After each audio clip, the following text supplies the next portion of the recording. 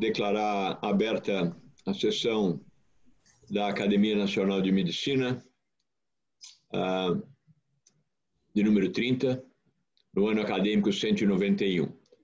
E, estando aberta essa sessão, agradecer a presença de todos os acadêmicos e convidados. Eu, inicialmente, então, passo a palavra ao acadêmico Ricardo Cruz, que eu acho já está aqui entre nós. Ricardo?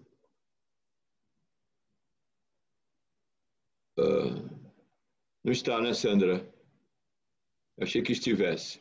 Bom, então eu não passo a palavra ao acadêmico Ricardo Cruz, eu mantenho a palavra e, dando, então, abertura à sessão, eu gostaria de saber se algum acadêmico... Ele entrou agora, professor. Entrou agora, né? Entrou atrasado. Então, acadêmico Ricardo Cruz, bem-vindo. Eu, há um minuto antes, tinha passado a palavra ao secretário-geral para fazer as comunicações adequadas.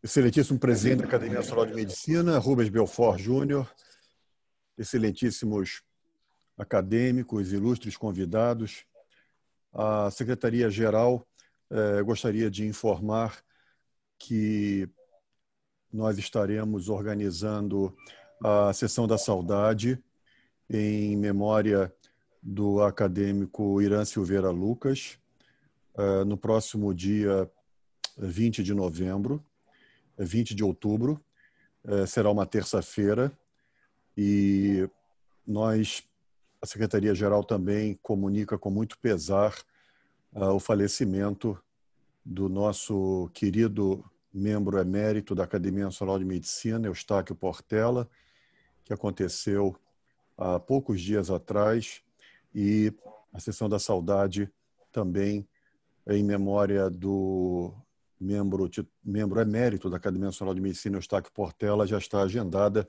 senhor presidente, para o dia 10 de novembro. Independente disso, além do simpósio que está acontecendo nesse momento, brilhantemente organizado pelos acadêmicos Maurício Magalhães e Paulo Hoff, nós já estamos com a nossa programação de outubro fechada, e gostaríamos de destacar que no dia 15 de outubro nós estaremos então na semana onde se comemora o Dia do Médico. O Dia do Médico é comemorado, como todos sabem, no dia 18 de outubro, que cairá num domingo, e nós estamos organizando uma sessão onde o nosso convidado, como relator à noite, será o professor Drauzio Varela.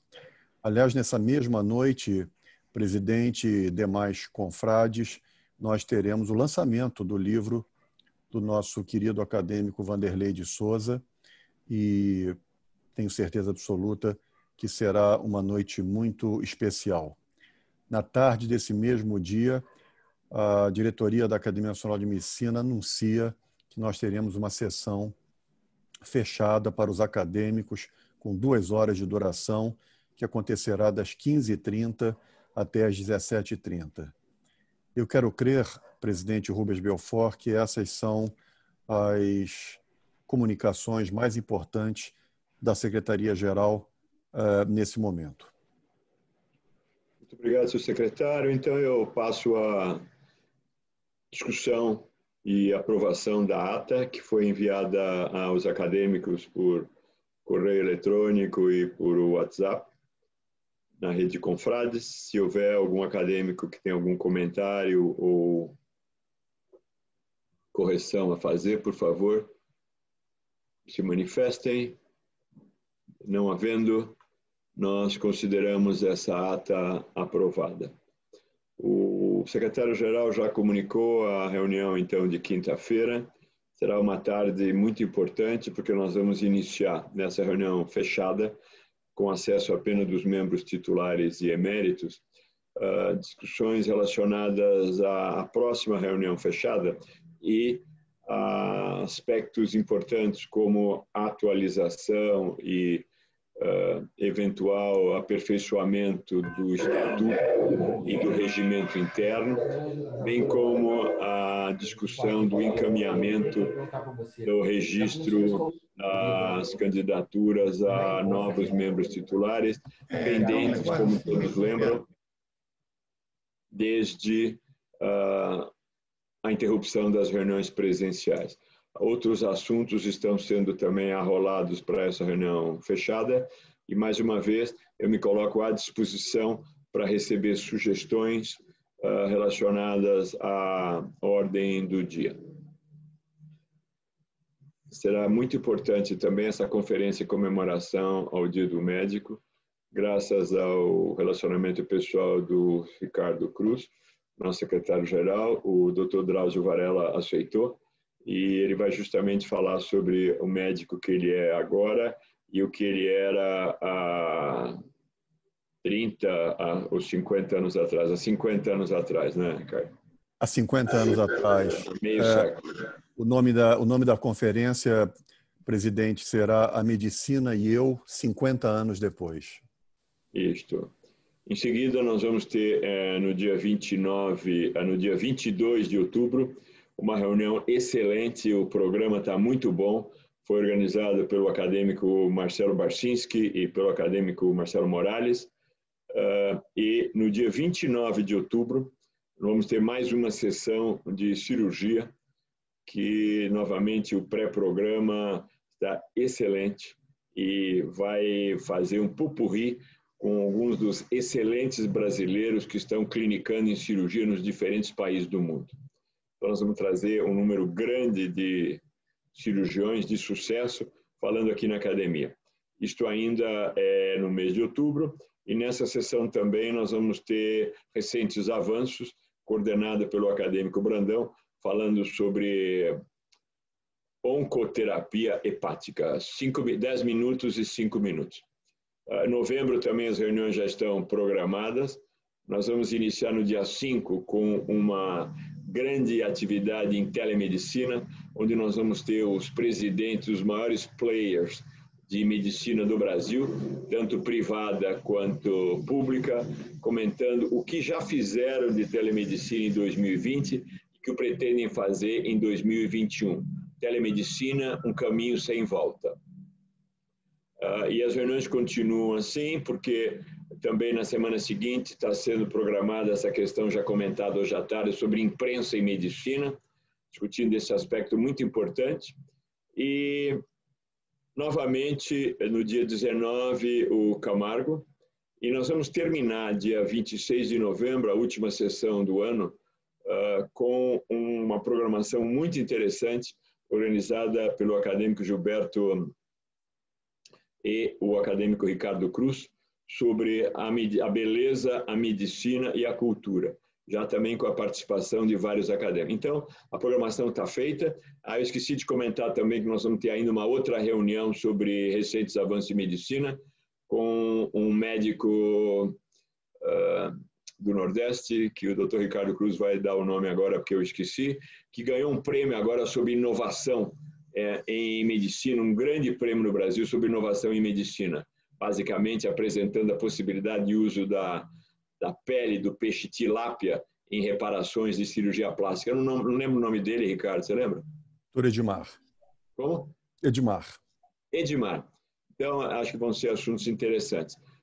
Dessa maneira, o programa científico está praticamente terminado para este ano, e nós, claro, vamos retomar em março, mas também foi discutido na reunião da diretoria, nós vamos comentar na semana próxima, possíveis atividades, eventualmente não oficiais da academia, não serão sessões, a serem realizadas em janeiro e fevereiro. Atividades não apenas de avanço nesses trabalhos de adaptação e eventual melhoria do estatuto e regimento, mas também simpósios de especialidades.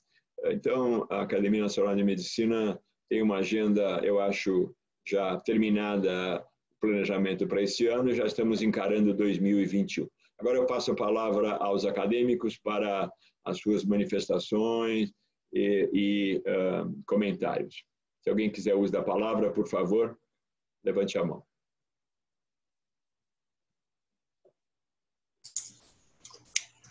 Senhor presidente, eu teria que fazer uma comunicação rápida. Eu estive representando a academia pela honra que me concedeu o presidente Belfort na posse na Academia Baiana de Medicina do professor Haroldo Bacelar. A razão pela qual eu fiz essa representação foi também porque a cadeira que este novo acadêmico iria ocupar tinha como patrono o meu avô, o professor Aristides Novis. Então, o presidente da Academia de Medicina da Bahia me convidou especialmente para isso. Hoje, nesse mundo novo que vivemos, eu não precisei sair de casa. Fui à Bahia clicando numa ID e numa senha do Zoom e subitamente estava na Bahia, ao lado de vários acadêmicos, e foi uma sessão muito bonita. E lá eu pude, visto que o presidente me deu a palavra, falar da mensagem que o presidente Belfort mandava à Academia de Medicina da Bahia, saudando o novo acadêmico. Ninguém melhor que o acadêmico Sérgio Novis poderia representar a Academia Nacional de Medicina, não apenas nesse evento, mas em qualquer outro, de modo que fiquei muito agradecido do acadêmico Sérgio Novis ter estado lá nos representando e feito o sucesso usual, que eu já recebi algumas informações. Muito obrigado, acadêmico Sérgio Novis. Não havendo mais acadêmicos inscritos, nós vamos então avançar com a pauta e eu vou passar a palavra ao acadêmico Paulo Hoff e ao acadêmico Maurício Magalhães para apresentar nossos grandes convidados desta sessão, o professor Carlos Henrique Barrios e o professor Ben Anderson, WHO, que vão proferir a palestra sobre desafios na jornada de pacientes com câncer de mama no Brasil e Breast Health Global Initiative. Então, muito obrigado. Eu queria, de antemão, me desculpar, eu vou assistir às reuniões, talvez eu tenha que sair alguns minutos antes de terminar, porque eu tenho um compromisso importantíssimo para a minha universidade que eu tenho que atender, mas é apenas na sessão final, na parte final, e eu já solicitei ao acadêmico Ricardo Cruz, como secretário-geral da academia, que me substitua. Eu passo a palavra, então, a Paulo Hoff e Maurício Magalhães, agradecendo de novo agora com uma plateia diferente pelo sucesso desse programa organizado e desenvolvido hoje à tarde. Paulo e Maurício, a Academia Nacional de Medicina lhes deve mais essa, e também aos diferentes participantes, eu vou nomeando meu querido amigo Gebrim, agradecer a todos. Obrigado, Gebrim.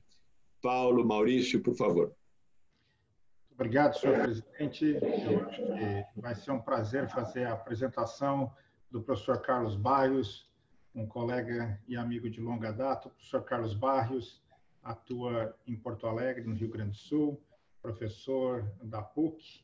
O professor Carlos Barrios também tem uma longa história na área de pesquisa clínica, é um dos fundadores do LACOG, o Grupo Latino-Americano de Oncologia, que tem sido um dos grandes proponentes de estudos clínicos na nossa área de câncer no Brasil e em outros países da América Latina. O professor Carlos Barrios é bastante ativo, tanto em nível de sociedade, como em nível da nossa comunidade como um todo, e a apresentação dele vai ser justamente sobre os desafios da jornada do paciente com câncer de mama no Brasil. Carlos, é um prazer tê-lo aqui conosco. Por favor. Paulo, Maurício, muito obrigado pelo convite. Eu queria começar agradecendo, né, o honroso convite da academia. É um prazer estar aqui com vocês e, particularmente, eu gostaria de agradecer a presença de todos. E enquanto eu estou dizendo isso, eu vou tentar compartilhar minha tela. Estão conseguindo ver a tela, não? Perfeitamente. Muito obrigado. Muito bem. Vamos começar reconhecendo que esta discussão de discrepâncias e disparidades no manejo dos pacientes com câncer e muitas outras doenças também não é nova. E, obviamente, é algo importante. O que eu vou tentar fazer nesses próximos minutos é focar não em todos os aspectos, mas em alguns aspectos que eu julgo particularmente importantes. Eu vou tentar dar para vocês algumas informações mais recentes e até não publicadas em relação ao que está acontecendo com câncer de mama no Brasil. E espero, no final, eventualmente gerar algum tipo de reação, né, como este tipo de apresentação pretende. Estes são meus conflitos de interesse e eles estão relacionados fundamentalmente, na sua grande maioria, ao desenvolvimento de atividade de pesquisa clínica que a gente desenvolve aqui em Porto Alegre há mais de 20 anos. E esta apresentação, obviamente, reflete absolutamente minha opinião pessoal. Então, como eu estava dizendo, este assunto, né, de discrepâncias, disparidades, diferenças, né, no cuidado e no acesso global e nacional de cuidado ótimo na saúde, né, compromete uma população substancial de pacientes em geral de câncer e particularmente o foco que a gente vai tentar discutir hoje é o foco do câncer de mama. Se a gente for ver, isso aqui é importante, mas vamos destacar particularmente por que é importante. Isto, obviamente, é minha opinião pessoal. Então, embora seja importante reconhecer estas disparidades, e a gente está cansado de discutir isso, de ler sobre isso, eu julgo que o aspecto mais importante e vital desta discussão é que a gente se pergunte no final, né, e esta é uma provocação que eu estou fazendo, o que a gente deve fazer pessoalmente em relação a estas coisas, né? Qual é o que eu vou fazer de diferente nessa próxima semana que eventualmente nos ajude a eventualmente resolver isto? Então, aqui vocês têm como introdução e muito sumariamente, vocês sabem destes números, o câncer é um problema importante, né? 10 milhões de mortes e quase 20 milhões de casos no ano de 2020, né? Com uma perspectiva para essas próximas décadas de um aumento até quase 30 milhões de casos e mais de 16 milhões de mortes, isto associado uma questão de que a população está envelhecendo e certamente a gente tem, né, este problema pela frente e nós vamos ter que enfrentar isso de uma forma ou de outra. Esses são dados de câncer de mama especificamente e se referem a informações dos últimos 2 anos. E o que eu gostaria que vocês eventualmente reparassem aqui são aproximadamente 2 milhões de casos em todo o mundo, com aproximadamente mais de 600 mil mortes relacionadas a câncer de mama. E um primeiro elemento de discrepância, vocês vejam aqui que praticamente 40% dos casos acontecem na América do Norte e na Europa, quer dizer, países desenvolvidos de uma forma geral, mas que a mortalidade por câncer de mama acontece nesses lugares em aproximadamente 30% dos casos.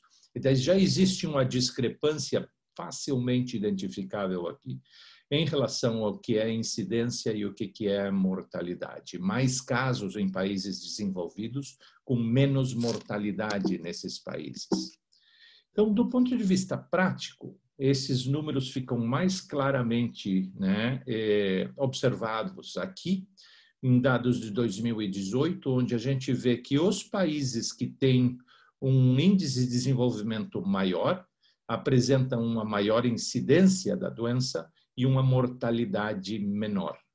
E fica para os países com uma baixa ou um menor índice de desenvolvimento, né, o peso, né, de uma maior mortalidade, né, por causa da doença.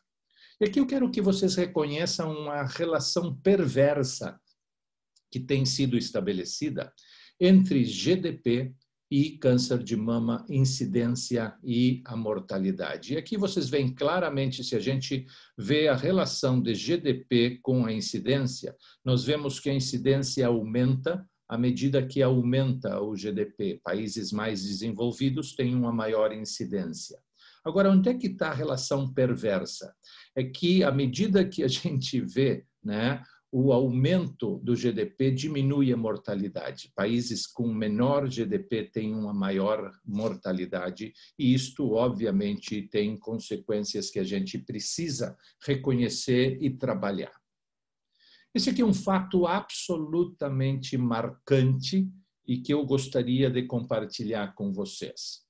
Nos últimos 15 anos, aproximadamente, houve uma diminuição na mortalidade por câncer de 1991 até 2015 de 26%, né? Um total de 2,4 milhões de pessoas deixaram de perder a vida nesse período de tempo por causa do câncer. Este número foi de 40% quando a gente vê o que acontece em relação a câncer de mama. Uma melhora absolutamente fantástica. Vejam uma diminuição de 40%, né, na mortalidade por causa da doença, o que é algo extremadamente importante. O que está acontecendo no Brasil? Esses também são dados recentes, né, e que mostram que a incidência do câncer de mama no Brasil está aumentando, e esta é uma projeção, né, até o ano de 2030. Vejam que nos anos 2000, a incidência de câncer de mama era 33 por 100 mil, em 2017 chegou a 48 por 100 mil, e esta é a projeção de crescimento que a gente poderia ter. Se a gente vê a mortalidade, também está aumentando, 13,7 por 100 mil nos anos 2000 e em 2017, 17 por 100 mil. Agora, se a gente vai ver o que acontece com a relação incidência-mortalidade, né, a gente vê que, embora mais pessoas estão sendo diagnosticadas e a mortalidade está diminuindo, está aumentando, né, a relação mortalidade e incidência está diminuindo, sugerindo que a gente está fazendo alguma coisa certa em termos dos resultados de saúde. Então, alguns dos outcomes, alguns dos resultados que a gente está conseguindo estão melhorando estas relações. E esta é uma informação nova, ainda não publicada, nós estamos preparando esta informação, né, que fala da sobrevida em 5 anos de câncer de mama no Brasil. Eu gostaria de me deter alguns minutos neste diapositivo. Vejam, 5 anos de 2007 a 2012 e 5 anos de 2013 a 2018. Pacientes no sistema público e pacientes no sistema privado. A mortalidade em 5 anos de um paciente em sistema público em 2007 a 2012, né, por câncer de mama, era de 65%, a sobrevida é 65, 66%. No ambiente privado, no mesmo período, 87%. A diferença era de 21%. Isto melhorou. Nestes seguintes 5 anos, o sistema público melhorou de 65 a 79 e o sistema privado de 87 a 94. Uma diferença nestes 5 anos de 15%, né, com uma melhora importante de 13% no sistema público e 7% no sistema privado. Quer dizer, resultados positivos quando a gente analisa a totalidade do problema. Agora, se a gente vai ver o que acontece em pacientes estágio 1, estágio 2 e estágio 3, vemos que existe uma diferença nos primeiros 5 anos positiva, né, que aumenta à medida que o estagiamento aumenta, né? Isto tudo melhorou de forma significativa, eu julgo, olhando para esses números nos 5 anos seguintes. As diferenças diminuíram entre o público e o privado, isto aqui é um sinal extremamente positivo, né? E vejam as diferenças aqui entre os dois sistemas, em 2 períodos, né, no público e privado. Mas é extremamente importante reconhecer que no grupo de pacientes com estágio 4, doença avançada, os mesmos números e o mesmo fenômeno não está sendo observado. Vejam que a mortalidade era muito alta, a sobrevida era muito baixa, perdão, 14% no sistema público e 43% no sistema privado em 2007 a 2012, né? Uma diferença importante de quase 30%. Né? E o que aconteceu em 2013 e 2018? Houve uma melhora, né, no sistema público e no sistema privado, mas a diferença aumentou. Quer dizer, o delta eventualmente aumentou e aqui a gente vê uma discrepância absolutamente perversa em relação ao que acontece nas pacientes no sistema público e no sistema privado, que está se distanciando neste grupo de pacientes. Então, não é só olhar para o problema como um todo, mas entender que dentro de todo esse complexo de pacientes com câncer de mama, existem subgrupos de pacientes que eventualmente precisam de ajuda e nós precisamos ver o que se pode fazer para melhorar essa situação. É fundamental entender que nós temos múltiplas dimensões no cuidado à saúde. Existem vários aspectos que eventualmente eu não vou entrar na sua discussão específica. Mas é absolutamente fundamental entender que este processo, né, precisa ser reconhecido. Existem vários aspectos em termos de discrepância que podem ser abordados. E eu não vou especificamente discutir muitos deles. Eu vou passar uma pincelada sobre alguns deles que me parecem ter uma pertinência importante. Isto aqui é um dado que eu venho acompanhando há bastante tempo, né, que é da Associação Europeia de Indústrias Farmacêuticas, e eles atualizam, né, com frequência a distribuição de novas medicações, onde é que se vendem novos medicamentos nos últimos 5 anos. E vocês vejam que um medicamento que é trazido ao mercado, né, nos últimos 5 anos, ele se vende preferencialmente nos Estados Unidos. 64% do que se consome de um novo medicamento, teoricamente algo que é melhor do que a gente tinha antes, né, que foi regulamentariamente aprovado, 64% do mercado dos novos medicamentos farmacêuticos é os Estados Unidos. 18% são os 5 grandes países europeus. 7% é o Japão. Isto significa, né, que, eventualmente, 89,7% dos novos medicamentos nos últimos 5 anos se consomem exclusivamente nessas 3 regiões do mundo. Existe o resto, 10%, para o resto do mundo. Então, do ponto de vista prático, o que nós temos melhor de medicação eventualmente se consome por aproximadamente, né, 90% disso se consome só numa percentagem muito pequena da população do planeta, que é menos de 1 bilhão de pessoas nesse sentido. E isto aqui não é novo.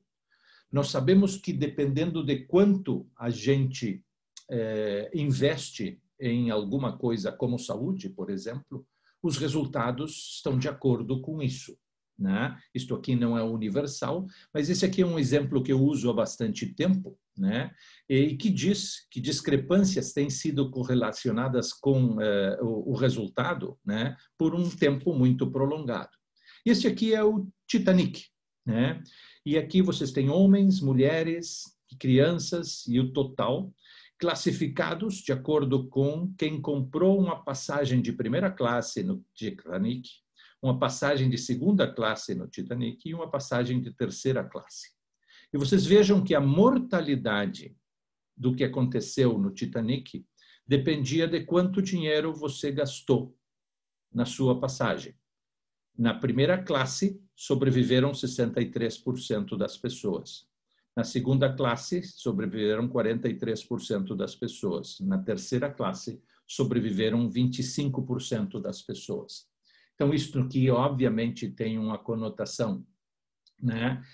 Não estritamente científica, mas não é necessário um teste de P para saber que quanto mais eu gasto na minha passagem, mais chances eu tenho de sobreviver neste tipo de situação. O que eventualmente está acontecendo com câncer de mama? E este comentário tem um objetivo específico, né, que vocês vão ver num segundo. O que está acontecendo com câncer de mama na vida real hoje em dia? Este é um estudo recentemente publicado do que acontece com as pacientes francesas, não um estudo clínico, pacientes que estão em tratamento clínico, né, com seus médicos, nos seus consultórios, nos hospitais da França. 22 mil mulheres, e esta é a sobrevida que a gente tem de acordo com os 3 grandes grupos de pacientes com câncer de mama. Vejam que as pacientes que são receptor hormonal positivo, né, em vermelho, elas têm uma sobrevida de 43 meses em 5 anos. Se eventualmente a gente vê, não, 43 meses de sobrevida mediana, perdão.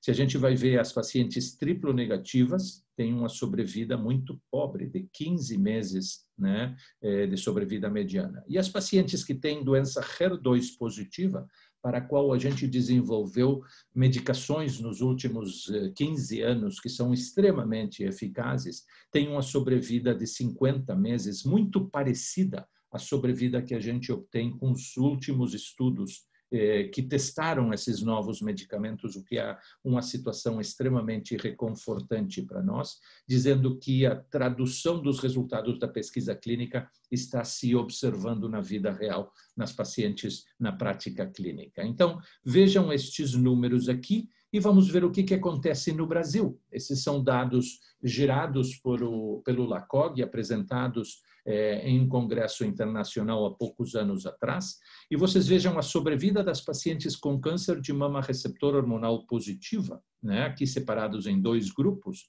é por volta do mesmo número do que as francesas têm, 39 a 43 meses. São essas 2 curvas aqui de cima.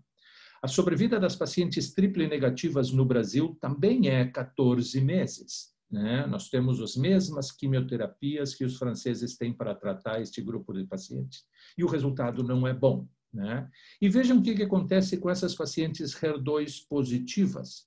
23 meses de sobrevida no Brasil, quando isso é mais de 50 na França. Por que é isso? Este é um estudo que nós fizemos alguns anos atrás, que eventualmente mostrou que simplesmente porque as pacientes no SUS, no Brasil, não tiveram acesso a uma medicação que se chama trastuzumab, desde 2005, 2006 até 2012, né, aproximadamente 4.800 pacientes no Brasil morreram com a doença HER2 positiva porque não tiveram acesso a este medicamento. Durante todo esse período de tempo, né, o discurso dos governantes era de que esta medicação não funcionava. É absolutamente fundamental, e eu não preciso dizer para uma plateia como a de vocês, a importância de tratar a saúde das mulheres. Existem várias evidências que indicam claramente, eu não vou me deter nesse sentido, que aquelas sociedades que priorizam a saúde da mulher geralmente têm populações mais educadas, mais saudáveis e mais produtivas, o que gera um círculo virtuoso, né, que nasce da preocupação com a saúde com as mulheres. Então, do ponto de vista prático, é absolutamente claro e definitivo que isso acontece de uma forma geral. 2 comentários antes de entrar para finalizar no nosso artigo que foi recentemente publicado e aborda um pequeno aspecto de tudo isto que a gente está conversando. O primeiro comentário em relação à discrepância, e todos vocês reconhecem que o câncer é uma doença que não espera. E quanto antes se diagnostica, melhor é o resultado. Esses são dados de alguns anos atrás que mostram claramente que em países como Brasil, México e Índia, o tempo o intervalo entre o sintoma até o início do tratamento é muito mais prolongado do que em países mais desenvolvidos. Em países de baixa renda, a mediana é de 5,5 a 8 meses e menos de 30% começam o tratamento em 3 meses depois do diagnóstico. Em países de alta renda, a mediana é de 30 a 48 dias e, eventualmente, 60% dos pacientes começam o tratamento mais cedo, menos de 30 meses. E isto, obviamente, tem um impacto no resultado que precisa ser reconhecido. Esses são dados que o Dr. Gebrim reconhece, são do Pérola Byton, e que mostram claramente que nós podemos fazer melhor no Brasil. Vejam na curva violeta, né, como diminuiu o tempo entre o diagnóstico e o tratamento, né, quando se estabeleceram estratégias, uma clínica de facilitar o diagnóstico e o tratamento destas pacientes, né, como melhorou de níveis de 80, 90 dias para níveis menores a 50 dias. Quando a gente quer, a gente consegue. Então, é extremamente importante esse tipo de exemplo. E só para dizer que nós não vamos falar de Covid, esse é o único slide de Covid em toda a apresentação, simplesmente para mostrar, associado ao que a gente está falando, que neste período de tempo, claramente nós identificamos um retraso de diagnóstico. Muitas pacientes que deveriam ter sido diagnosticadas não foram, né? E este é um cálculo do NCI americano, que calculou para um modelo matemático, que calculou para os Estados Unidos em 2 tumores, câncer coloretal e câncer de mama, que nos próximos 10 anos vai haver um excesso de aproximadamente 10 mil mortes por atraso diagnóstico nestes 6 meses de pandemia. Isto, obviamente, é uma demonstração de como é importante, né, a gente fazer um diagnóstico precoce e tratar o paciente de forma adequada, na rapidez adequada, porque isto tem um impacto do ponto de vista de resultado. E o último, né, detalhe que, em termos de discrepância, que eu queria compartilhar com vocês, também é resultado de um estudo conduzido pelo LACOG, o estudo Amazona 3, que já foi apresentado, né, em alguns congressos, e que mostra claramente que se a gente vê pacientes, né, de acordo com tratamento público ou tratamento privado, a distribuição etária é exatamente a mesma. Agora, o estágio no momento do diagnóstico, né, é completamente diferente. Vocês vejam que aproximadamente 40% das mulheres no sistema público se apresentam em estágios avançados, e isto acontece em menos de 20% das pacientes no sistema privado. Isto, obviamente, tem que nos chamar a atenção e deve nos motivar a estabelecer estratégias para corrigir essa discrepância. Outro aspecto extremamente importante que este gráfico nos ajuda a identificar é que existe uma proporção, e isto não está claramente representado aqui, mas existe uma proporção grande de mulheres no Brasil, que é de aproximadamente 40%, que se apresentam com o diagnóstico abaixo dos 40 anos de idade. Uma proporção de aproximadamente 35% a 40% das mulheres com câncer de mama no Brasil fazem o diagnóstico abaixo dos 40 anos de idade. E as recomendações oficiais para screening e rastreamento começam com 50 anos. Isto já é algo que é muito fácil de discutir e, obviamente, precisa ser corrigido. Né? Uma boa proporção das mulheres com câncer de mama no Brasil não estão contempladas nas recomendações oficiais para rastreamento com mamografia. E aproveitando a presença do Dr. Anderson, o Breast Health Global Initiative, ele classifica as pacientes ou sequencia as pacientes em diferentes intervalos, né? E, obviamente, isto dá uma ideia da complexidade que é manejar este tipo de situação. Além do mais, nós temos que considerar que existe um período antes do câncer que deve ser reconhecido e deve ser atacado. Tem todas as coisas de prevenção que entram, né, e educação que entram neste período antes do paciente sentir absolutamente nada. E existe todo um trabalho a ser feito depois do tratamento, né, que eventualmente também precisa de um foco muito particular. Mas isto aqui é complexo. E, obviamente, algo que o Breath Health Global Initiative está tentando ajudar muita gente com um mandato que eu acho que deve ser, né, comendado. Agora, o que nós fizemos dentro desse cenário? Por uma iniciativa de alguns investigadores e com um suporte da companhia Roche, se juntaram experts de 5 especialidades relacionadas ao tratamento de câncer de mama: cirurgia, genética, oncologia, patologia e radioterapia. Todas elas eventualmente relacionadas ao tratamento com câncer de mama, e o objetivo era que a gente focasse a discussão no diagnóstico, no manejo de câncer de mama inicial e no manejo de câncer de mama metastático. E a ideia deste encontro foi que a gente desenvolvesse algum tipo de discussão nas diferentes fases, né, do caminho que o paciente tem que percorrer, né, para gerar algum tipo de documento ou uma discussão que possa levar à melhoria no manejo multidisciplinário, coisa que todos nós acreditamos seja a melhor maneira de lidar com essas situações em diferentes regiões do Brasil, né, reconhecendo a heterogeneidade que a gente tem que enfrentar. E a gente abordou benefícios do time multidisciplinário, da estratégia multidisciplinária para lidar com esse tipo de situação. Discutimos quais são as especialidades que deveriam ser envolvidas em cada momento, né? Quem deveria estar envolvido e quais seriam as consequências da ausência de uma abordagem multidisciplinar específica.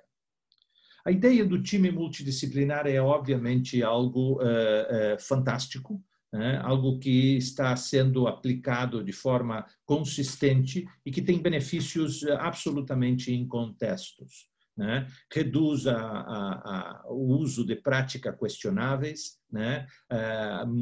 Ajuda no intercâmbio de ideias e suporte, né, das diferentes especialidades, ajuda no manejo de casos difíceis e assim por diante. Existe uma série de benefícios que precisam ser reconhecidos e esta é a maneira ideal de manejar pacientes com câncer de mama. Mas muito importante, dentro da nossa perspectiva com este tipo de publicação, a ideia é que em estimular a discussão multidisciplinária, né, juntar as especialidades para discutir diferente manejo de diferentes casos, deveria desencadear um processo onde a gente começasse a reconhecer cada vez mais, né, as limitações no processo de cuidado que a gente tem nas diferentes regiões do Brasil. E que essa discussão, esse reconhecimento dessas limitações, deveria constituir a base, né, para uma mudança, né, diagnóstica direta, né, e muito pragmaticamente fazer o reconhecimento das necessidades, da precariedade de cada cenário, né? Porque é obviamente muito difícil de comparar o que acontece em cidades como Brasília, Rio de Janeiro, São Paulo, Minas, em Minas Gerais, em Belo Horizonte e Porto Alegre, do que acontece em outras cidades do norte e nordeste do país. E isto, provavelmente, essa seria a nossa intenção, desencadear uma discussão que pudesse terminar num planejamento estratégico que nos levasse a melhorar o cuidado dos pacientes e, consequentemente, os resultados. Existem estudos muito variados que falam dos benefícios dessa abordagem multidisciplinar.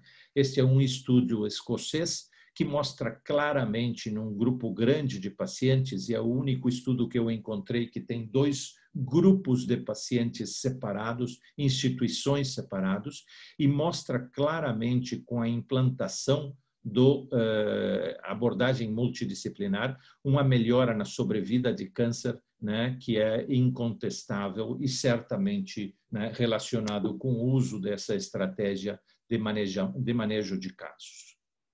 Isto aqui é parte do que a gente conseguiu nesta publicação, que eu convido a todos vocês a lerem, né? E estes são as recomendações que eventualmente a gente colocou para discutir em relação ao diagnóstico do paciente com câncer de mama e as especialidades que deveriam participar de forma mais ativa, né, nesta fase inicial, reconhecendo que elas têm um papel predominante no aspecto diagnóstico. E colocamos dificuldades na patologia, colocamos dificuldades na radiologia, que eventualmente precisam ser reconhecidas para que este manejo multidisciplinar aconteça.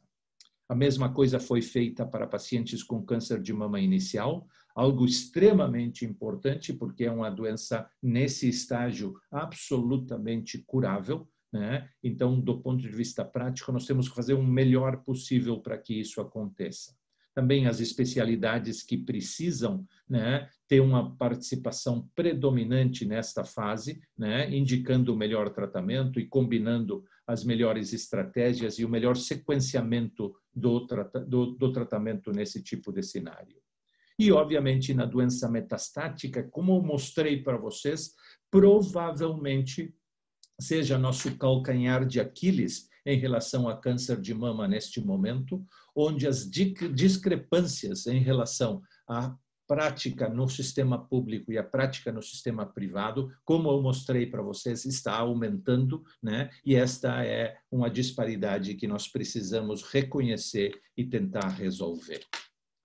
Para finalizar, alguns conceitos que, de alguma forma, não só sumarizam alguns dos aspectos que eu mencionei durante a apresentação, mas simplesmente tentam colocar de forma editorial, né, alguns aspectos que eu gostaria que ficassem com vocês e que, eventualmente, pudessem ser foco de discussão.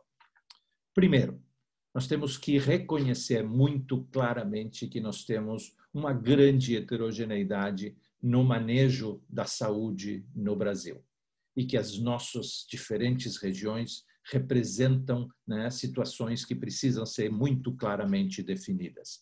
Ter um diagnóstico de cada situação é absolutamente crítico para poder ter estratégias específicas. Não tem uma solução única para todos os problemas, né, de saúde nas diferentes regiões do Brasil.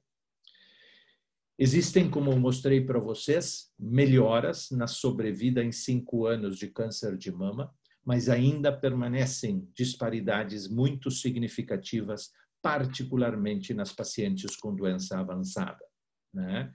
E, certamente, independente das melhoras que a gente tem conseguido, né, a gente precisa melhorar de forma substancial ainda, né, a sobrevida de pacientes que são tratadas no sistema público.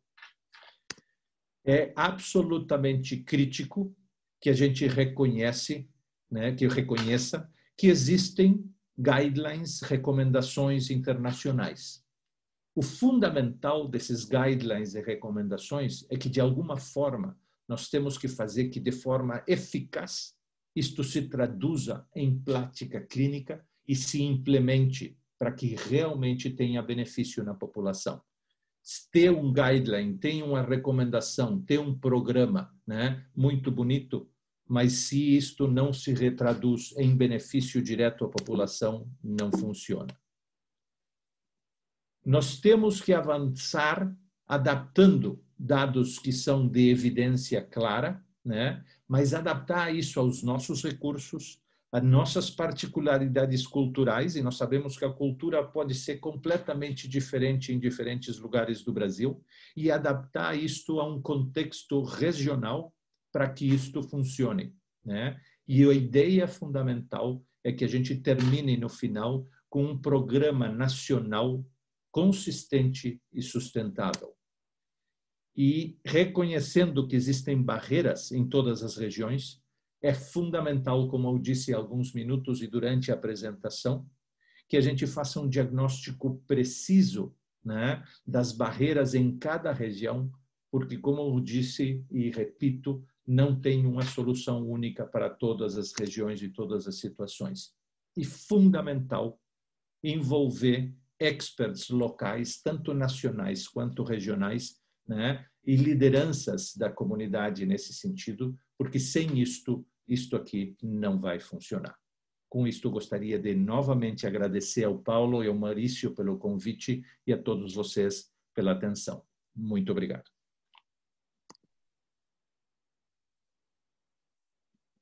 Obrigado, Carlos Barrios.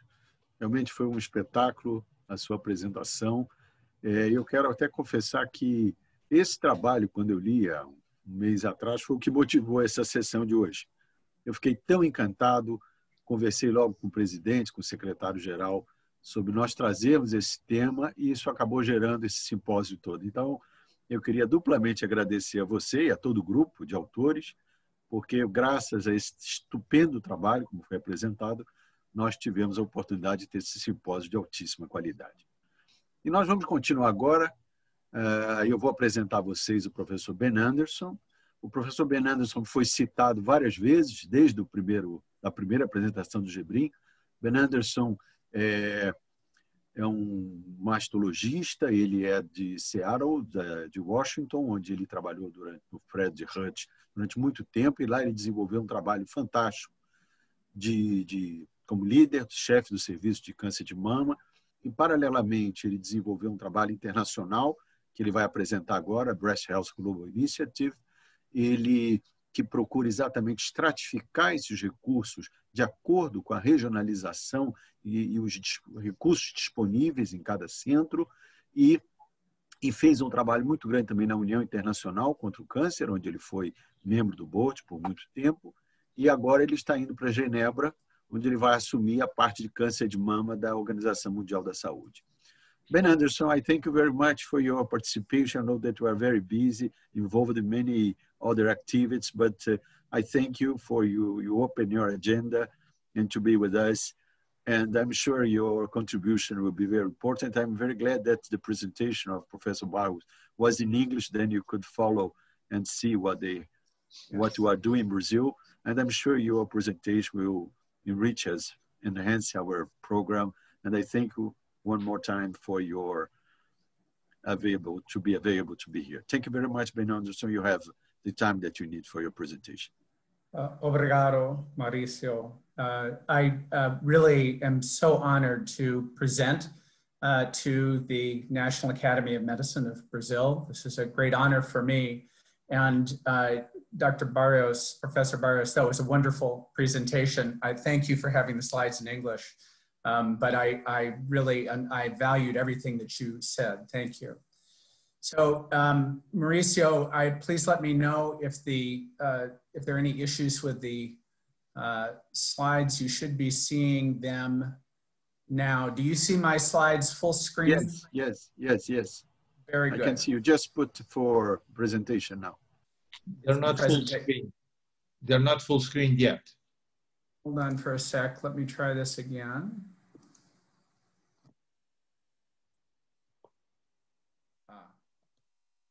Are you using two screens? Yes, let you me should switch. Switch the screens. It's on top to the left. There's a place you can ask to change the screens. Quite right.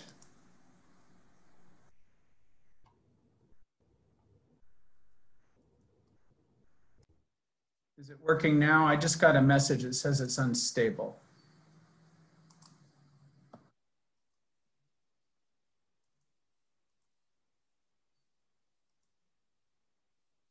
Hang on just for a moment. I'm going to try one more time.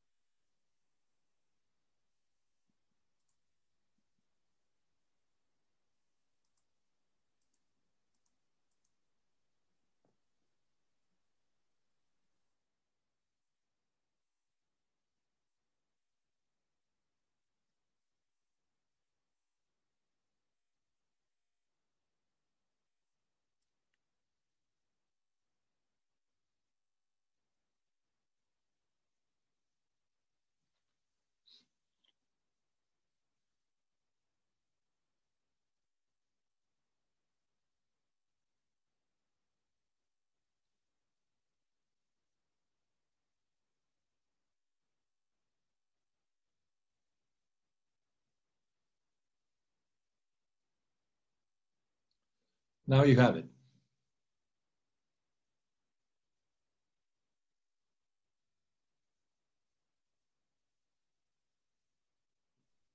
It's okay now, Ben. We can see.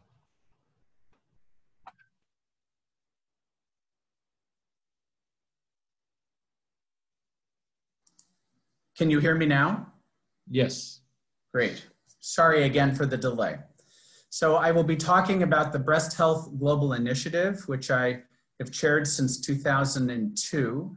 The program said that I'm representing the World Health Organization. I want to clarify that I'm a consultant for WHO and am working on a breast cancer program, but I continue to be employed by the University of Washington and the Fred Hutchinson Cancer Research Center.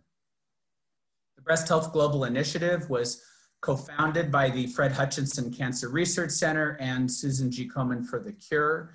I have no disclosures in terms of conflicts. So what I'd like to do first is begin with a brief discussion of the Global Breast Cancer Challenge. Dr. Barrios gave a wonderful summary, and I'm just going to emphasize a few additional points.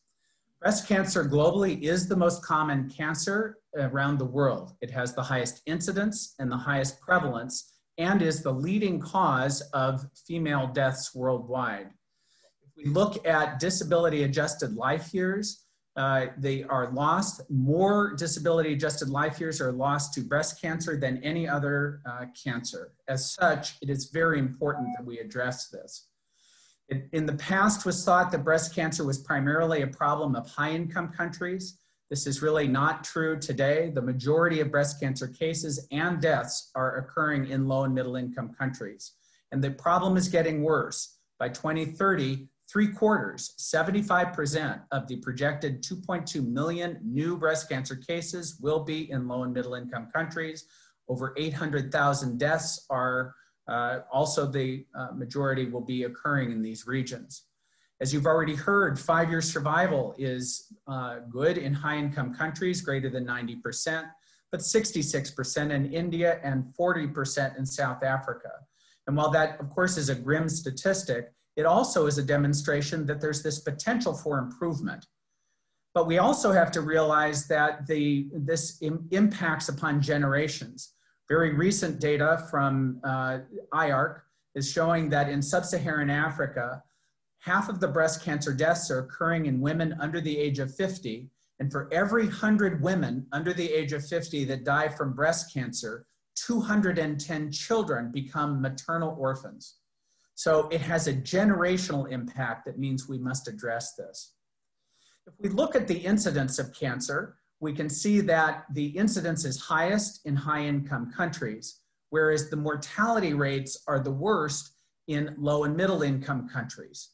And that certainly relates to early detection, but also relates to the access to treatment.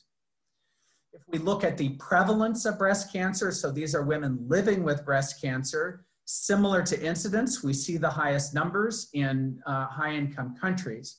It's commonly said that breast cancer is different in younger women, that we see more women in low and middle-income countries. And actually, this is not entirely true. Actually, the highest number of breast cancer cases in women under the age of 40 is in the United States and North America. It's just that in countries where we do screening, we have more breast cancers at later ages. And so the problem of breast cancer in young women is a global phenomenon and is not limited to low and middle income countries. But we do recognize that it is the combination of early detection and treatment that improves outcome. Early detection is essential to improving outcome, but it only works when it's followed by treatment. It's not actually early detection that saves lives, it's early treatment that saves lives. And for that reason, we need to be thinking these two together as we look at our systems. If we look at the incidence on the left and the mortality on the right of breast cancer, you can see that in high-income countries, the incidence is high, and screening, of course, relates to this. But since 1990, we've been seeing a drop in breast cancer mortality of about 2% per year. And that leads to the 39% improvement in overall survival that Dr. Barrios talked about in his presentation. If we look at upper middle income countries, Brazil is not on this, but I believe the statistics are similar. We see a rising rate of breast cancer, but overall lower than what we see in Switzerland. Switzerland is the purple on the left. But what we have not yet seen in middle income countries is the improvement in survival. And so the question is, how can we bend the curve? How can we make these changes? Some have said, well, if breast cancer is not as common in low income countries, maybe then we don't need to worry about it. That is a temporary issue. Here we see from this World Health Organization report, the rising predicted rate of cancer in Ethiopia will surpass the incidence in Germany. And so we need to deal with this now so that the problem does not become even greater in the future. So now I'd like to speak briefly about resource stratified guidelines. This was the work that BHGI led. We held a series of global summits. These were working meetings, and the goal of them was to address specific topics. The goal of the meetings was not the meeting. The goal of the meetings was what was produced from the meeting, in particular the publications.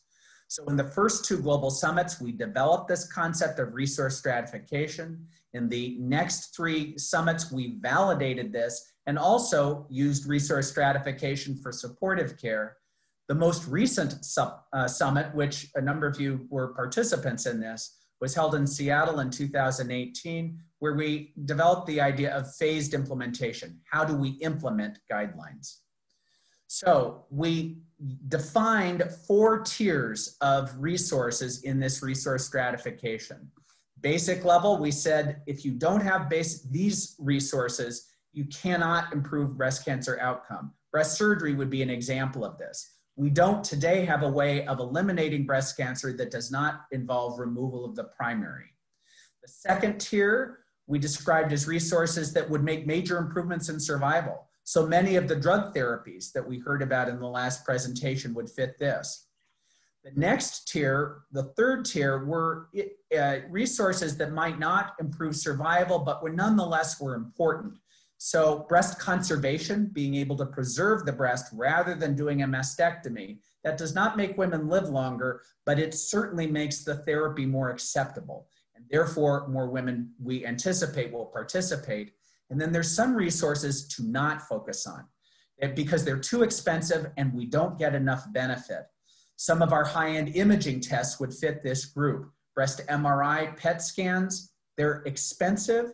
We have no evidence that they increase survival from breast cancer and therefore should be lower priority in their implementation. Many have criticized the resource stratification process and said, gosh, what you're really doing is certifying substandard care. And I'd like to respond to that critique to saying, no, actually, it's exactly the reverse.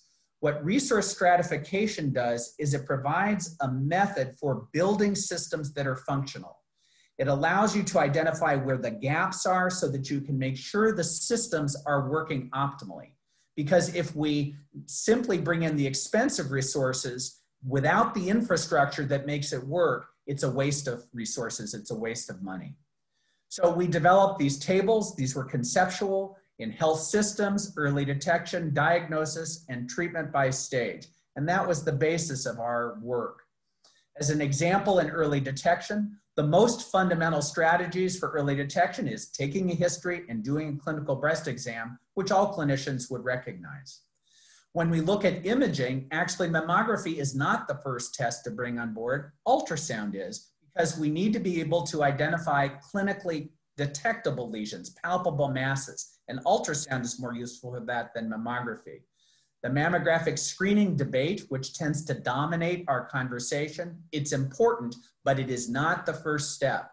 And we've seen countries in sub-Saharan Africa that thought that screening mammography is the next step for them, when in fact it would not be functional in their environment. So going in order is very important. Similarly, identifying what treatments are essential. Surgery without drug therapy for locally advanced disease will not improve on outcomes. So thinking in that multidisciplinary perspective, that is really an essential role. Other organizations have now taken up resource stratification.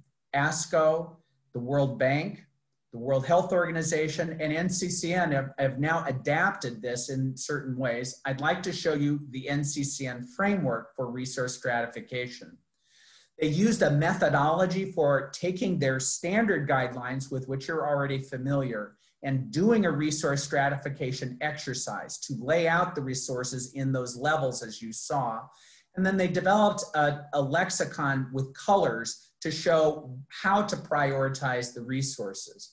So here we are at the third level, enhanced level, and we've identified imaging studies, PET scans and MRI, that in gray means these are not the priority at this level.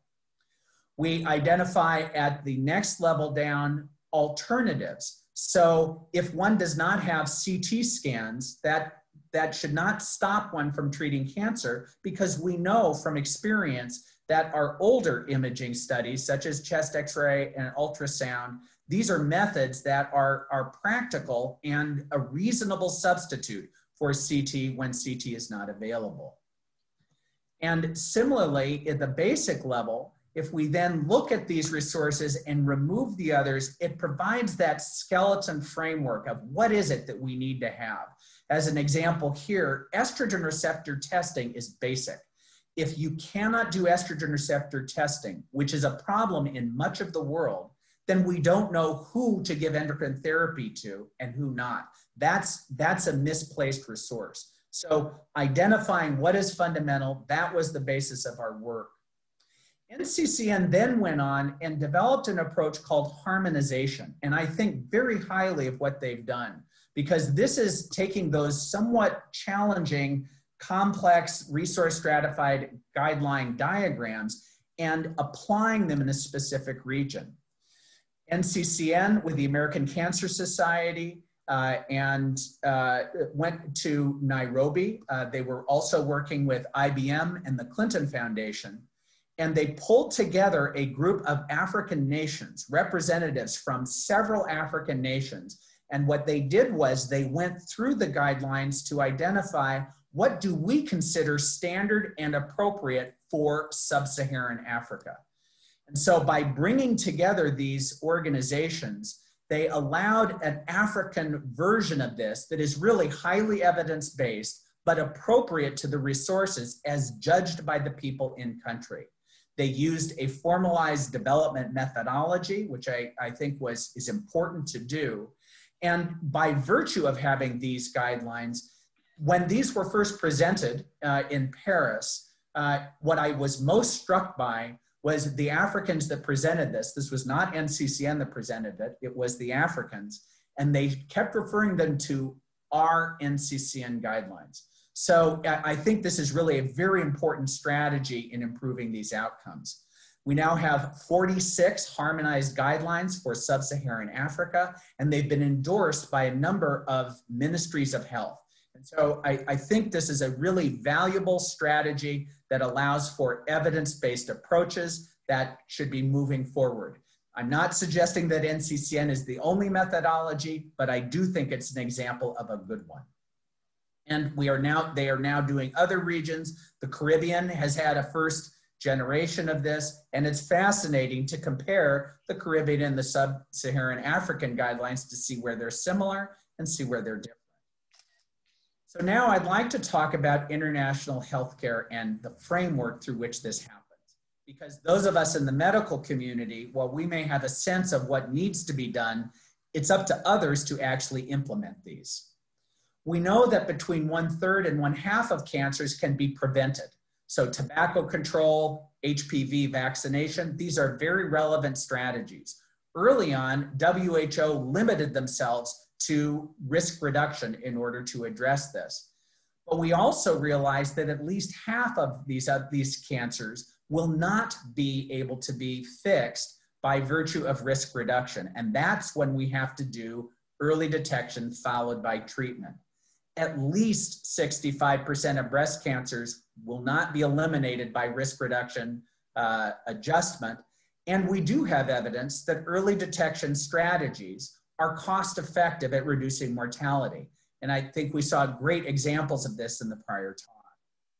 So some cancers are appropriate for prevention or vaccination, like HPV or hepatitis or H. pylori associated cancers. Others, behavior factors, this is the right strategy. Unfortunately, breast cancer does not fit this. But I would say the biggest gap historically has been one of funding. So what you see on this graph, going back to 2008, on the left is mortality statistics for cancer, HIV, tuberculosis, and malaria. On the right side, you can see the funding that was present at that time. So attaining funding is very important, and that comes from political will. We need our politicians to support these efforts. A very important step took place in the United Nations in 2011, which was this high-level meeting where they, for the first time, identified non-communicable diseases as a priority for WHO. So they said, yes, infectious disease is important, but now we need you, WHO, to talk about the diabetes, heart disease, lung disease, and cancer. You need to start thinking about this, and this changed the scenario very much. In terms of medicines and access to medicines, this allowed WHO to start to look at medicines from a systemic standpoint. How can we not just identify the essential medicines, but how can they be implemented in ways that are important? And an equally important step took place in 2017 with the adoption of this cancer resolution from the World Health Assembly. And in this, they specifically called for stepwise resource stratified guidance. And so it was really a great pleasure to see this happen and to realize that our work has come to this level. Of course, now the question is, great, how do you do it? The resolution calls for resource stratification. It calls for thinking from a cost-effectiveness perspective, and it calls on providing technical assistance to countries to do this. In the physician community, I cannot speak for Brazil, but in the United States, physicians were not trained in economics, certainly not when I went to school. And as a result, I think we were economically naive. We thought our job was to advocate for our patients and forget about cost. That's not a responsible strategy for making healthcare systems work. And so I do believe we can do better. Breast cancer is an excellent place to start because when we look at the projected improvements in outcome, breast cancer has one of the greatest benefits that can be predicted to occur in the next decade, according to this WHO report. But again, we in the medical community need to be working with the other communities. The governments, they are the policymakers that make the decisions, and civil society, the patients, the advocates, because they may be able to drive changes that we in the clinical community cannot. We need tools for this. So one of the tools that BHGI developed was this model to help communicate with policymakers because they speak a different language than we do. This model allows us to look at different interventions to see about potential improvements in outcome. We know that when we introduce treatment, we prolong survival and create some cures. And then when we add early detection on top of this, survival gets even better. But we can present this in data terms that the ministry can understand. So here we have a graph from Tanzania, projected 5-year survival for women under 50. And you can see that as we introduce estrogen receptor testing and systemic chemotherapy and downstage disease, these are lives that are saved. Or we can present this as number of life years saved. These are voters. For politicians, politicians understand that saving voters' lives is something that is meaningful. So finally, I'd like to talk about breast cancer because the thesis of our work is that breast cancer is a model for other cancers and other non-communicable diseases. We need to avoid the idea that if I take care of breast cancer, then I'm not an HIV doctor or I'm not a cardiovascular doctor. Instead, because that puts us in silos, it makes us competitive. What we really need to focus on are the shared resources that make all of our systems work. And if you think about cancer, actually the only therapy that is unique to cancer is radiotherapy. We really don't have a use for radiation other than cancer. but the other treatments, surgery, drug therapy, palliative care, supportive care, imaging, all of that is shared, and that allows us a way to work together in ways that are meaningful. So the WHO project is called the Global Breast Cancer Initiative. We are just initiating this process, and that's what I am doing as a consultant on sabbatical from the university. And what we're developing is a sequential plan to be rolled out in all 6 regions of the globe, and creating schemes that can help us adapt in an appropriate fashion, recognizing that the solutions in different countries are different. In fact, the solutions in different regions of countries may be different. And that would certainly be true in Brazil. But this diagram that you showed earlier, and looking at it from phases, we need to break it down into systems. And what this diagram illustrates is the pathway through which a patient needs to go. So there's an early detection phase, a diagnostic phase, and a treatment phase. And it really is the same whether the patient is in Rio or in Tbilisi. They need to go through the same process. Whether they're late stage or early stage, we can impact on it, but the biology is what determines this. And what I would say as a surgeon, it's that middle section, the diagnostic piece, that is typically overlooked. We get into arguments about screening, we talk about drug therapy, and we miss the part in the middle, which is how cancers are proven. So this argument about screening, a brief conversation about this. Ideally, as we talked about earlier, we would use primary prevention. We would stop the cancers from occurring. But when that doesn't work, that's when early detection is the case, finding the cancers earlier in their progression. Screening is a subset of early detection. Screening is where we're looking at asymptomatic individuals. That's where mammography fits. There's no lump. As far as we know, the patient is normal, but we're going to look for the cancer anyway. And we do have evidence that women live longer by virtue of this. However, if the majority of cancers are presenting as stage 3 or stage 4 disease, it doesn't make sense to introduce imaging at that point. You need to get ready for the imaging in order for it to work. And that's why WHO, instead of focusing on screening, as you see on the left, they're focused on early diagnosis. Because when we screen 1,000 women, 100 to 150 will have an abnormality that needs a workup, a diagnostic mammogram, an ultrasound, a biopsy. And that may only find 10 cancers. And that, whereas with early diagnosis, now we're down to the 100 women that have a palpable lump. And the question is, how can we find them when the cancers are 1 or 2 centimeters rather than 5 or 6 centimeters? Let me provide an example from Peru. And in Peru, this was a fairly simple study that was done as part of a project that PATH had operated in Trujillo in the northern region of Peru. And what a fellow, Anya Romanoff, did, she's now a young breast cancer surgeon, they did a survey of all of the women who presented to the cancer center with a new cancer diagnosis over a 3-month period. They looked at delay, less than 90 days versus greater than 90 days for initiating treatment, and they looked at stage at diagnosis.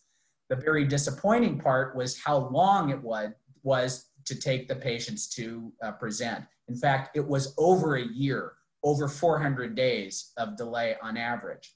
When we looked at those patients, 90%, 93% found the lump themselves.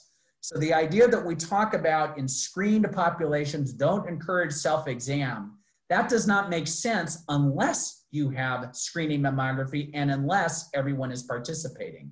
That mean delay of 407 days was highly problematic, but a fascinating finding was that when the women reported having had a clinical breast exam in the past, someone in the past had done a clinical exam, not the exam that found the cancer, but just somewhere in the past, those women who had that experience were more likely to show up sooner and were more likely to have early stage disease. So we've argued about the value of clinical breast exam, not recognizing that it's more than a detection tool, it's an educational tool. It gives the patient the understanding of what it is that we're looking for. And we found in this study that clinical breast exam in the past was a predictor of earlier stage findings, even when we adjusted for household income and insurance source. So we need to think out of the box as we look for solutions. But my final point here, we also need to think about the healthcare system to make sure that it's functional. We were asked by the Ministry of Health in Tanzania to evaluate their breast cancer system. Tanzania is in Eastern Africa, and we generated a report that's available online. This is one of the findings from that report. As you know, in Africa, the systems are typically built as a pyramid. The primary health clinic is where the patient first is introduced to the system, and then they are referred to higher level hospitals when they need more specialized care. What we found was that the needle biopsy was not available until level 4 within the system, which the ministry was not aware of why that was a problem. I'm sure you know that it's commonly said, oh, in Africa, they don't have so many of the cancers, but the cancers they have are really bad. And then the geneticists say, oh, it must be about the biology. It may be about the biology, but it is more importantly about the healthcare system. Because if you have to go through 3 referrals before anyone can make a diagnosis, only the most miserable patients with the most aggressive cancer will end up making it to that point. So understanding this and then adjusting the system accordingly is very important. And to that end, we recognize that certain services we want to centralize, such as chemotherapy, high-end surgery, radiotherapy, because that improves quality. But we, in parallel, need to decentralize other activities, such as early detection strategies. And it's this balance between centralization and decentralization where we can improve outcome.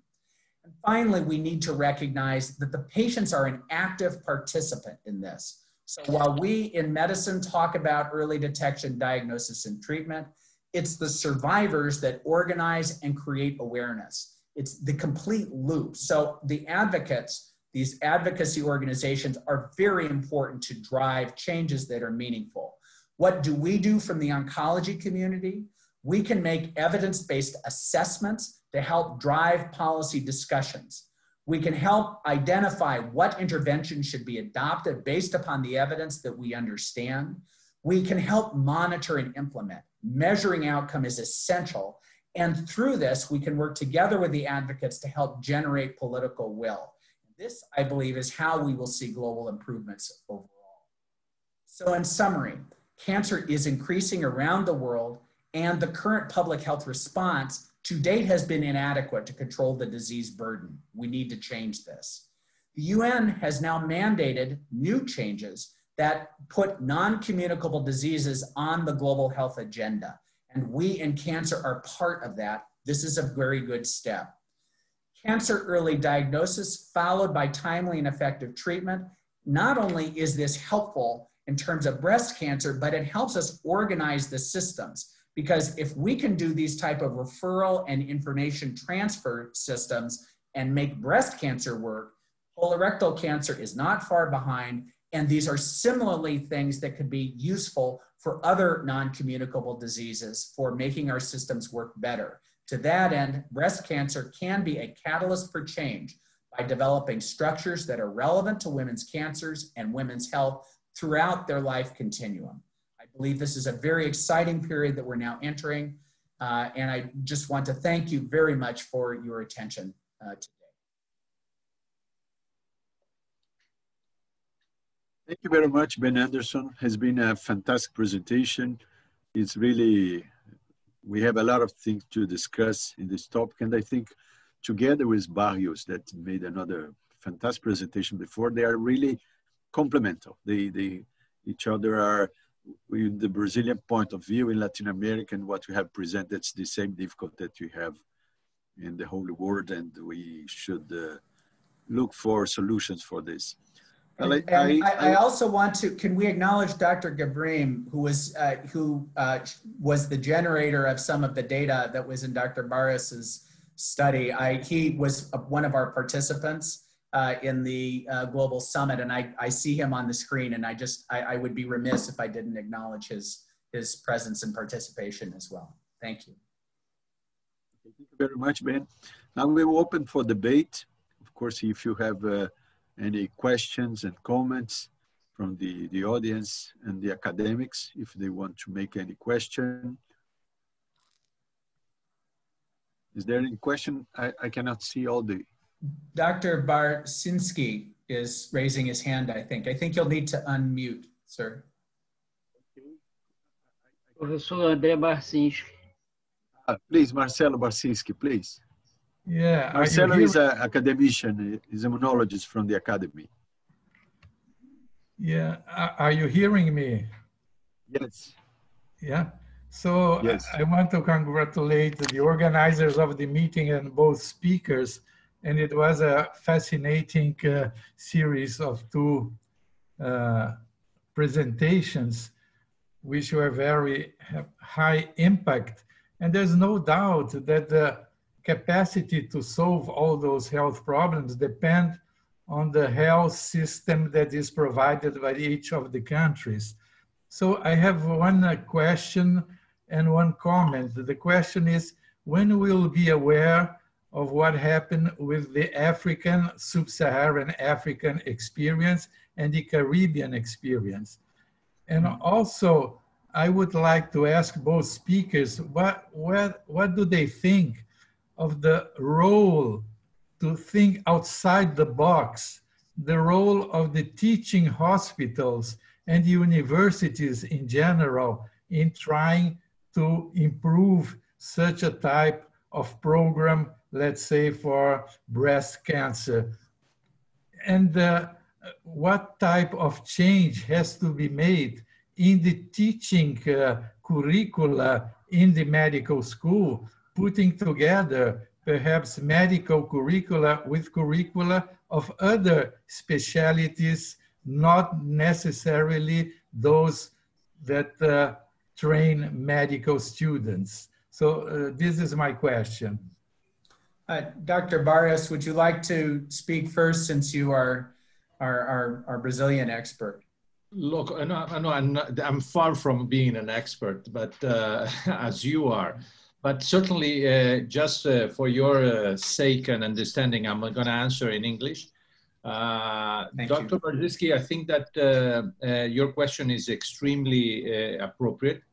I believe that we need to tackle this in many different levels. There are many dimensions to healthcare in general. As I showed you before, during the presentation, I believe that one of the main aspects that should motivate us, we have plenty of evidence that taking care of women is something that has significant consequences for any society. And that generational impact that Dr. Anderson was mentioning starts with a good pregnancy, and a healthy pregnancy, a healthy child. If the mother is well educated and takes care of her family, that has generational consequences, and we need to recognize that. So that should be placed as a priority in the management of healthcare in general. So that's obviously very important. I know I'm talking about a very complex issue to an audience that is extremely influential. And one of the problems I see in general when we tackle these very difficult and complex problems is that we tend to have an attitude, well, let's try to solve everything, okay? And that generally doesn't work. Okay, we end up frustrated, and we end up stopping doing things that we could be doing in order to help. So my approach to this kind of situation, I challenge all of you at the beginning, saying that discrepancies are well known. We discuss discrepancies all over the place, all the time. And what we should be doing is asking ourselves, each one of you, what can I do about this tomorrow? Okay, what can I do about this around the environment that surrounds me, okay? Trying to solve the small problems that are near what I can control, instead of trying to solve the whole issue. So if we do that, I think that we may have a chance of building initiatives and solutions together. And we could potentially build a large wave that essentially will change the health system. So I know this sounds very simplistic. Maybe it is simplistic, but I think it has a chance of working. And I completely agree with you, as that's my last point, that education in medical school is not up to par to what doctors need to do in clinical practice. And this is true for practicing medicine, and it's true for putting medicine into the context of society. So I agree entirely with you that we should be addressing the medical curriculum and trying to think outside the box and make sure our students are better prepared to face the world. Thank you very much. If I could add to that, Dr. Barrios, I really agree with your comments. The educational component, the breast education is often missing in medical curricula in Africa. And that's a simple place to start. I'm concerned in the US that we've been turning away from standard clinical skills, like doing a clinical exam and taking a history, and instead focusing on the imaging tests as if they're going to solve the problem.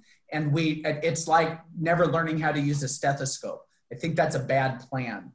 You asked about where do we go in terms of Africa? When are we going to see the outcomes? I first went to Ghana in 2004, and just this morning was in a seminar with the Ghanaians from the same city I went to Kumasi. And it's so impressive to see how much has happened in the 16 years. But there's systems improvements. The improvement in survival is actually something that happens down the road.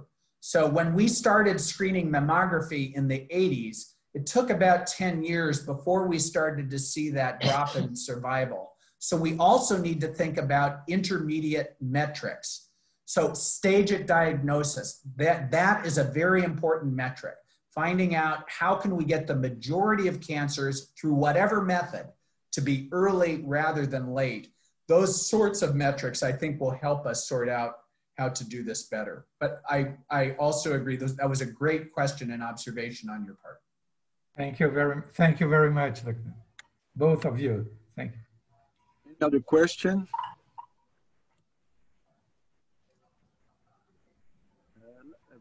Ben Anderson, okay, I will give the word to Zé Carlos, but just one question before.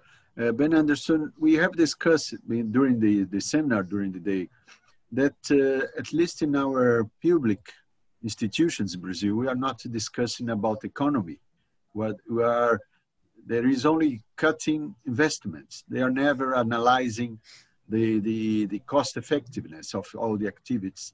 And like you said, Marcelo, I think in the medical school curriculum, we should add some special training for economy and health and how we can use this knowledge to make the better option. Because at least in the insurance companies, the supplemental health companies, they are making all evaluations all the time. I think we should do the same in the public system. And probably we will have a better use of our resource. Like if you have this experience in the United States, if you are using this in your public institutions. I don't know what's happening with our medical students and residents in terms of formal economic education, but I can say that there have been improvements in our hospitals. So back in the 80s and 90s, the drug representatives or technology people, they would meet with us and they would try to tell us why their tool was better. And then we'd say, oh, I want that for my patient. And then we would advocate to get the tool for our hospital. And that works very much to the benefit of the company. And to a certain end, we are being used in that regard. What I've now seen in our hospital is a much more formal evaluation of what drugs will be brought onto the formulary and what tools will be made available in the operating room. And so, for example, we recently started to use a new device in the breast, and I needed to present to a committee why I thought this tool was important for us to have. It's an absorbable implant that's good for oncoplastic surgical techniques. And I had to present this to doctors that were not surgeons, and I had to explain it to them. And the committees themselves, I think, have really helped regulate some of these resource utilizations.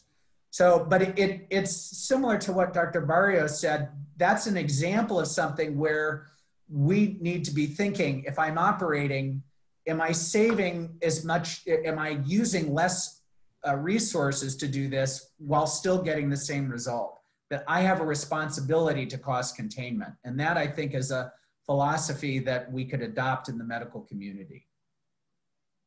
Very much. Zé Carlos, would you like? Open your microphone.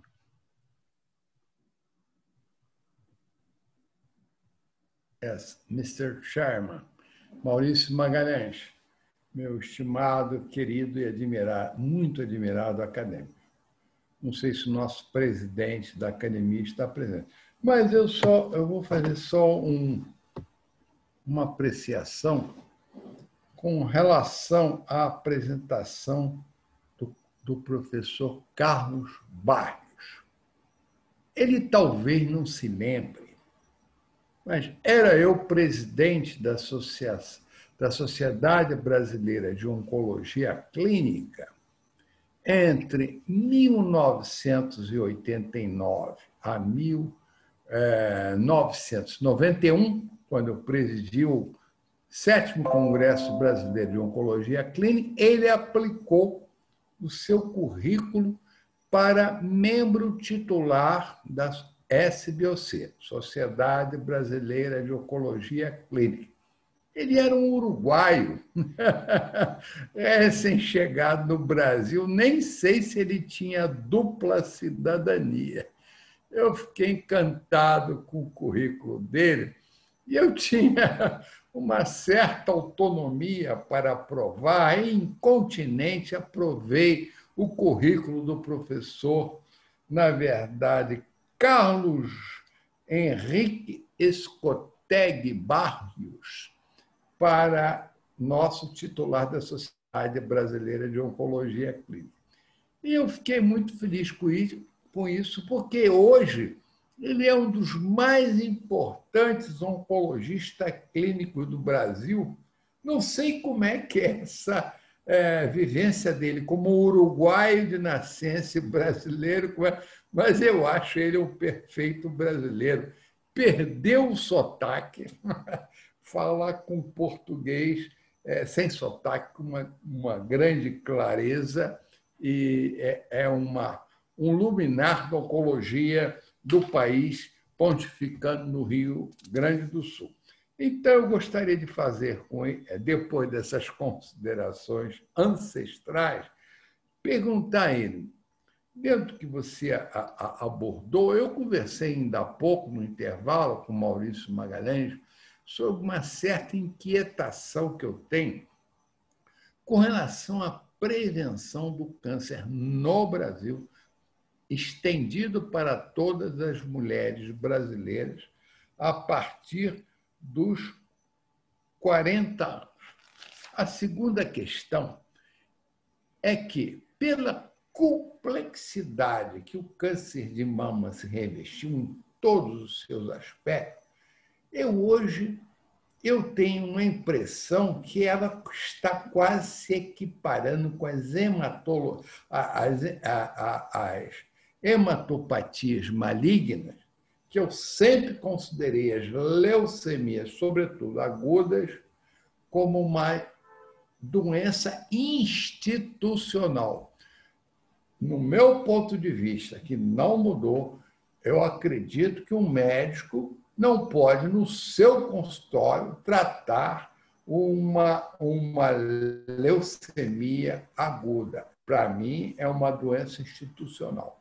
E pelos contornos que o câncer de mama vem adquirindo dos últimos anos pela sua complexidade, eu até inferi pela sua exposição, professor Carlos Barrios, que o câncer de mama também deveria ser uma doença institucional, porque precisamos de cirurgiões, radioterapeutas, oncologista clínico, geneticista, psicoterapeutas, fisioterapeutas, vai por aí afora. Então, eu gostaria de saber da sua opinião, olhando para o futuro, se não seria prudente e adequado, no futuro, nós considerarmos uma doente de câncer uma doente institucional. Muito obrigado, boa noite. Foi maravilhosa a tua apresentação. Tenho orgulho de ter te inserido no quadro de titular da Sociedade Brasileira de Oncologia Clínica, esse espetacular uruguaio. Não sei se é mais brasileiro do que o uruguaio. Me informe a respeito. Obrigado. Barrios, please, could you explain to Ben Anderson what he has asked, and then he can make any comments? Dr. José Carlos was president of the Brazilian Society of Oncology a number of years ago when I was coming back from the US back to Brazil. And he was responsible for accepting me in the society. So he was making a few comments in that regard. And he basically asked a couple of questions, one of them leading to the issue of the diagnosis of women under the age of 40 that represent in Brazil about 30 to 40% of the cases, and the clear discrepancy of having mammography recommendations only for women above 50 years of age. So that 30 to 40% of the patients remain outside the recommendation. And the other question he asked is that with the complexity that breast cancer has been developed, how many different subtypes and the many different requirements optimal care requires, whether we should consider breast cancer as something that should be treated in an institution in multidisciplinary teams, okay, which is obviously an ideal situation. So what I'm gonna try is to address these two questions very quickly, okay?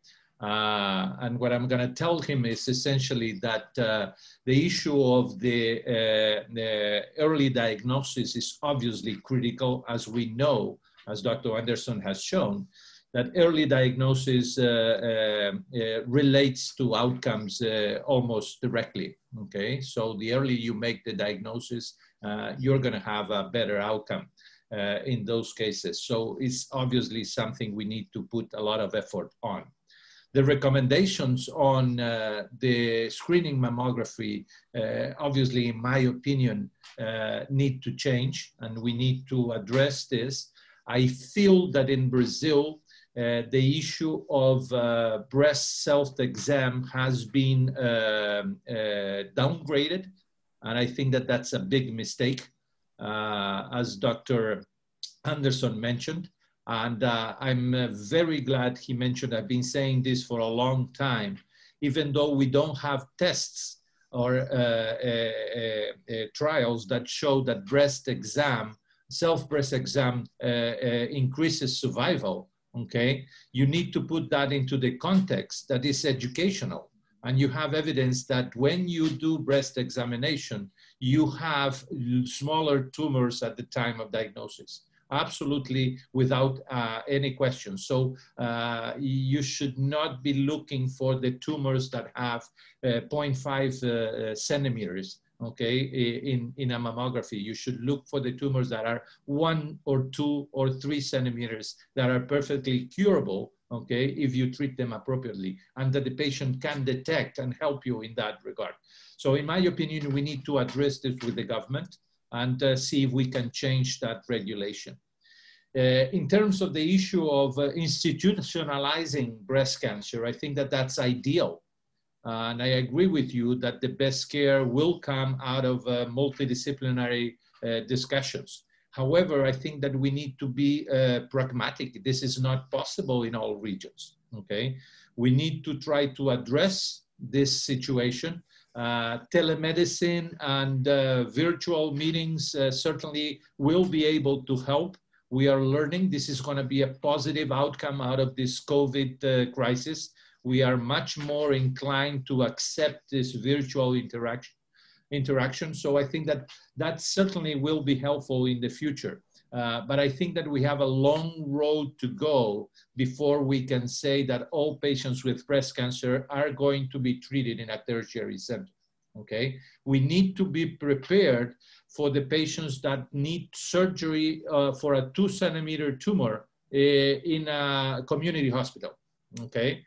And that patient needs to have estrogen receptor immunohistochemistry and be able to receive tamoxifen, okay? And if you are able to do that in a significant number of patients, unquestionably, we're gonna be improving the results. So I think that we need to start with the small things, as I was saying. We need to try to solve what is around us and that we can control. And maybe if everybody does the same thing, we end up building a better system, and we are going to be strengthening the health system in that way by starting from below and trying to do the basic things first. So I agree with everything that you've said, and I would just make 2 minor additions. The same thing of breast self-exam being downgraded has happened in the US. And that was based upon a trial that was done in Shanghai, China, actually from my own institution. And the problem with the Shanghai study was that the women were taught or not taught how to do self-exam, and they saw no difference in survival but had more biopsies. What was overlooked was the women not taught in Shanghai, the median tumor size was still 2 centimeters. So the Chinese women were already good at finding the lumps. The education was what didn't help. It wasn't the exam that was the problem. And that's very different from India, where the women have 5 or 6 centimeter masses before they come in. So I really agree with you. Education of the women about coming in and making sure that the systems are ready to receive them. We're putting together some courses. I'm actually working with PAHO, we'll be working with PAHO on clinical breast assessment courses, CBA. So instead of clinical breast exam, clinical breast assessment. How do I evaluate a lump or a thickening? What imaging do I get? Because most findings are benign, and because educating people at the secondary level is really good. In terms of the multidisciplinary care, there's a group in the US called the NAPBC, National Accreditation Program for Breast Centers. I know Mauricio is familiar with this group. And this was a group where they created standardization for breast centers, specifically thinking about doctors in private practice in the smaller clinics. So it wasn't the big universities that needed them, it was the others, but people who were specialists that wanted to do well. And the question, in order to get NAPBC approved, you don't have to have the specialist in your facility, but you do have to be able to say, where do I get it? To whom do I send the patient? Who's the radiation oncologist that I can work with? So we can create, I really agree with you. We're learning a lot from COVID about what can be done virtually. This presentation today is an example. A year ago, I would have thought this was impossible. Today, this is my 2nd presentation today. And so it's amazing what we can do, but we want to make virtual systems work when the physical systems cannot. Thank you. Those are great questions, great points. Thank you very much. And we are discussing in Brazil that is perhaps even the telemedicine can be a fantastic tool for screening of breast cancer. Because for screening, it can be used for specific groups when we can use it. Perhaps this will be one of the consequences of this period that we have, the implementation of this new technology. Well, I think we have a long journey from 2 p.m. It was a fantastic high-level meeting, and I'm very, very happy. I'm very happy, and I would like to thank you, Barrios, for your amazing presentation, and Ben Anderson also, for you open your agenda to be with us. And I thank you very much, and we need very much your support and help here in Brazil. And I hope that now when you go to World Health Organization, that you look for Brazil, and perhaps we could develop some projects together. And we are open, our medical community and the National Academy to be in touch with you. Well, I would like that our secretary, Professor Ricardo Cruz, Acadêmico Ricardo Cruz, to close this meeting. Are you here, Ricardo? Professor, o professor Ricardo Cruz está dando uma aula, pediu se o senhor encerra a sessão, por gentileza. Okay. The president has also need to go. Well, I would like to close this meeting. I think it was very positive, we have learned a lot, and I would like to thank you, all the audience that's still here, and thank you very much again, and the session is closed. Thank you very much. Obrigado. Thank you. Muito obrigado a todos. Dr. José Carlos, particularmente. Obrigado. Bye, bye. Boa noite.